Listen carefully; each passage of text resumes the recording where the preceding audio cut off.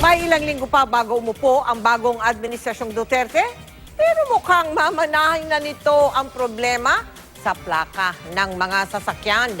Nakatutok si Victoria Tulad. 5 buwan na mula na mag-apply sa Land Transportation Office o LTO si Jason Batalier para makuha ang bagong plaka ng kanyang sasakyan. Pero hanggang ngayon, wala pa rin inire-release ang LTO. Kaya ilang beses na raw siyang hinuli sa kalsada. Makikiusap ka pa sa mga traffic enforcer.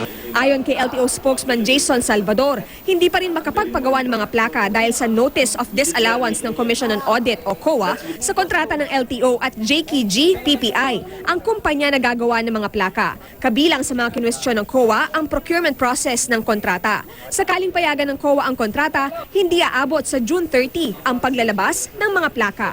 If they come up with a decision before June 30, we still have to process everything else because the production stop, the payment stop. So it's not that easy to get it rolling once again. Hindi makapagbigay ng eksaktong bilang ng backlog ng plaka ang LTO. Pero ayon kay Salvador, nasa 30,000 kada buwan ang nag-a-apply ng bagong plaka. Nasa 800,000 naman kada buwan ang mga nagpaparenew. Kaya mabilis daw na ubos noong Mayo ang 300,000 na mga plaka na itinurn over ng Bureau of Customs sa LTO. Ito yung mga plakang ilang buwang natenga sa pier. Ayon kay incoming Solicitor General Jose Calida, kabilang ang problema sa plaka sa mga nais niyang busisiin kapag umupo na siya sa pwesto. Bayad na tayo ng plates, bakit hindi nila may bigay yung plates sa atin?